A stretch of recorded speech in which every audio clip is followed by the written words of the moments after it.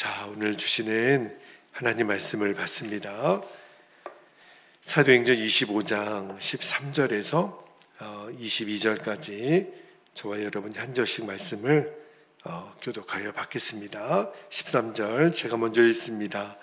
수일 후에 아그리빠 왕과 버니게가 베스도에게 문안하러 가이사랴에 와서 여러 날을 있더니 베스도가 바울의 일로 왕에게 고하여 이르되 벨릭스가 한 사람을 구려하여 두었는데 내가 예루살렘에 있을 때에 유대인의 대제사장들과 장로들이 그를 고소하여 정죄하기를 청하기에 내가 대답하되 무릇 피고가 원고들 앞에서 고소 사건에 대하여 변명할 기회가 있기 전에 내주는 것은 로마 사람의 법이 아니라 하였노라. 17절 그러므로 그들이 나와 함께 여기 오매 내가 지체하지 아니하고 이튿날 재판자리에 앉아 명하여 그 사람을 데려왔으나 원고들이 서서 내가 짐작하던 것 같은 악행의 혐의는 하나도 제시하지 아니하고 19절 오직 자기들의 종교와 또는 예수라는 이가 죽은 것을 살아있다고 바울이 주장하는 그 일에 관한 문제로 고발하는 것뿐이라. 내가 이 일에 대하여 어떻게 심리하는지 몰라서 바울에게 묻되 예루살렘에 올라가서 이 일의 신문을 받으려느냐 한즉 바울은 황제의 판결을 받도록 자기를 지켜주기를 호소하므로 내가 그를 가이사에게 보내기까지 지켜두라 명하였노라 하니 아그리빠가 베스도에게 이르되 나도 이 사람의 말을 듣고자 하노라.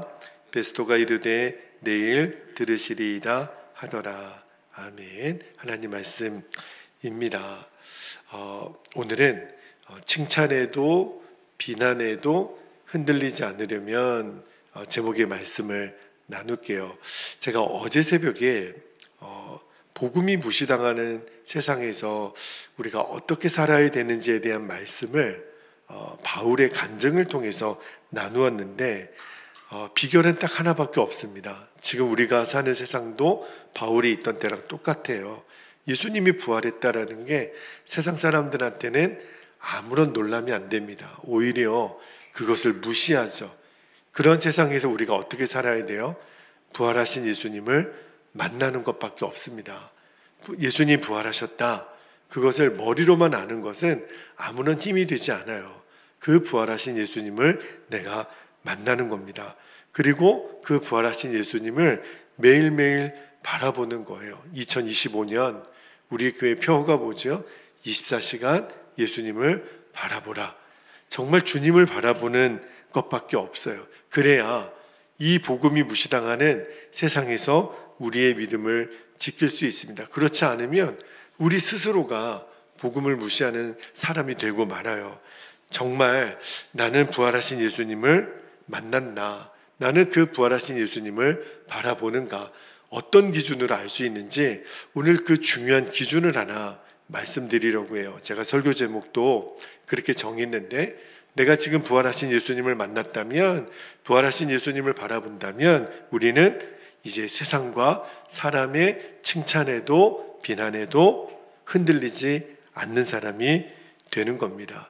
대부분의 사람이 이 칭찬과 비난에 너무 취약합니다. 저도 그랬거든요. 누가 나를 칭찬해주면 그냥 너무 좋고 누가 나를 비난하면 너무 싫고 이게 너무 저에게 영향을 많이 주더라고요. 여러분, 왜 우리가 사람의 칭찬에 연연하고 사람의 비난에 우리가 일희일비하는 줄 아십니까? 왜 이렇게 사람 눈치를 보는 줄 아십니까? 저도 한동안 이 문제로 너무너무 힘들었어요. 이유는 하나입니다. 여러분, 우리가 어떻게 하면 세상과 사람들의 칭찬과 비난에 자유할 수 있게 되죠? 해결은 하나예요. 예수님이 나에게 칭찬하는 것에 눈이 열리는 겁니다. 예수님은 나를 어떻게 바라보시나?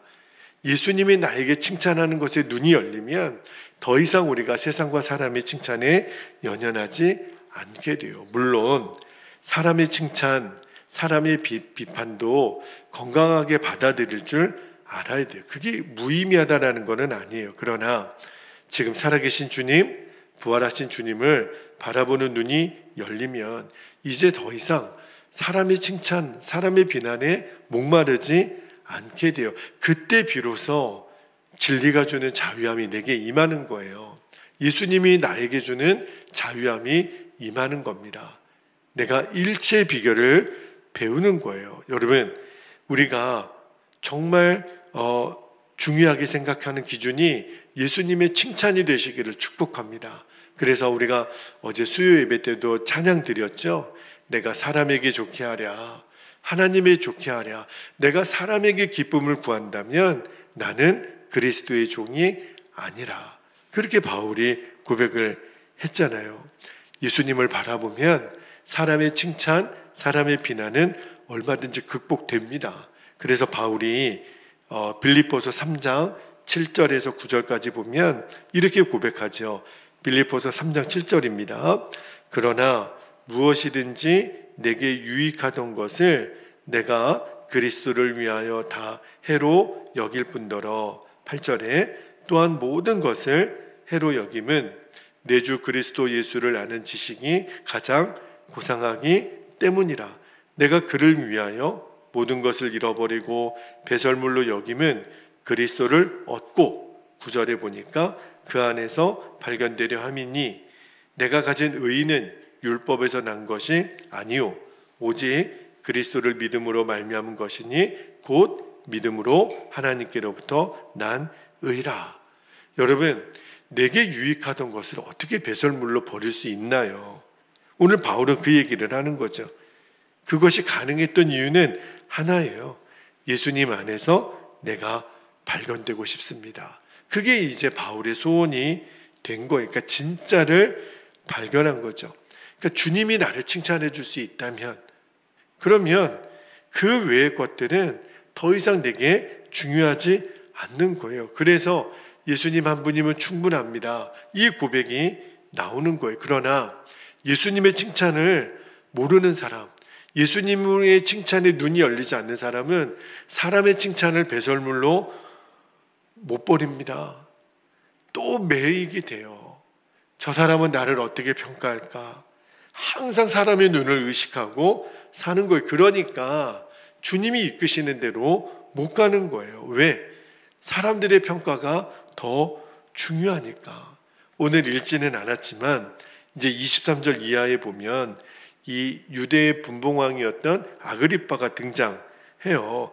여러분, 아그리빠가 등장할 때 보면 나름대로 합당한 격식을 차립니다. 오늘날도 얼마 전에 미국 대통령도 이제 취임식이 있었잖아요.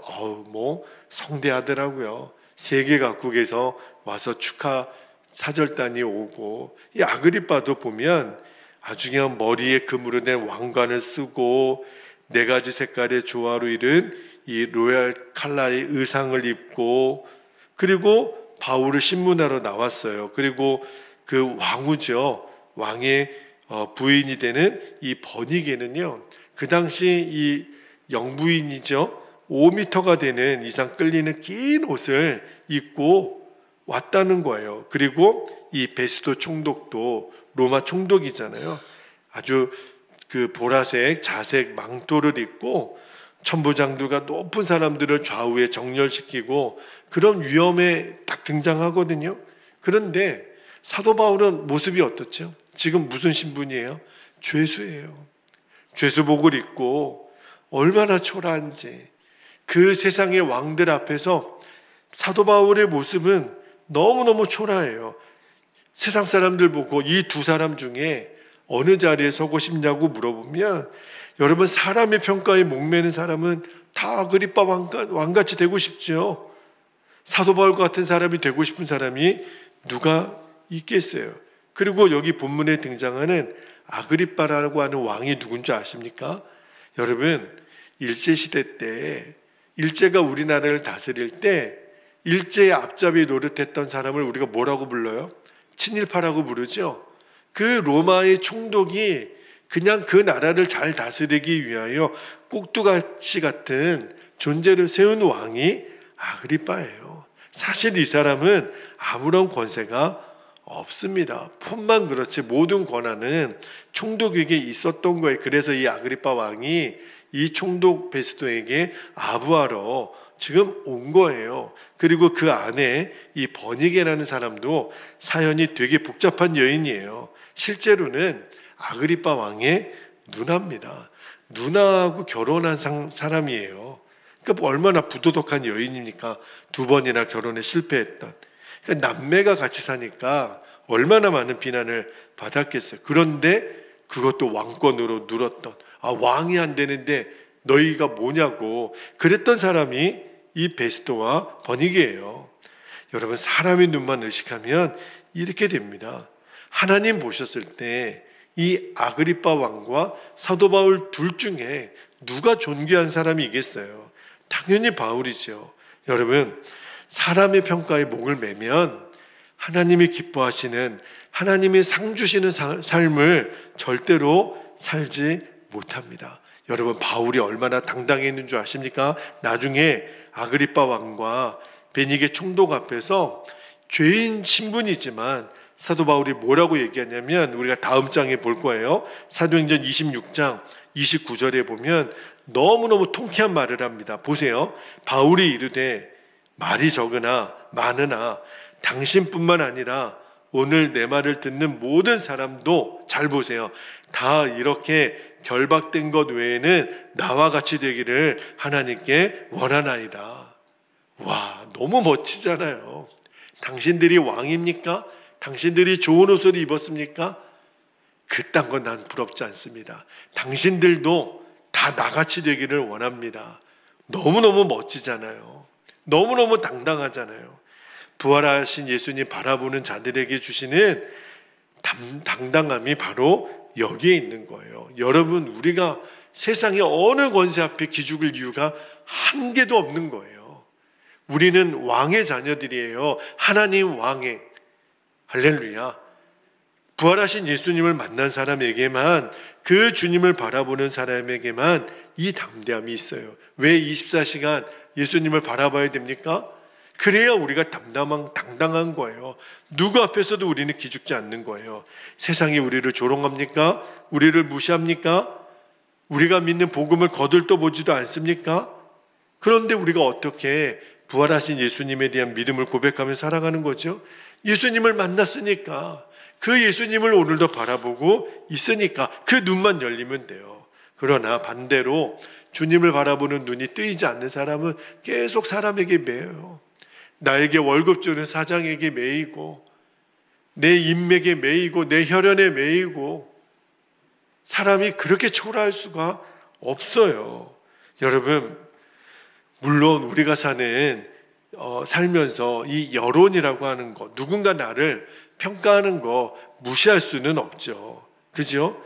그러나 여러분, 이 여론이라고 하는 것은 하루에 12번도 변하는 게 여론이에요.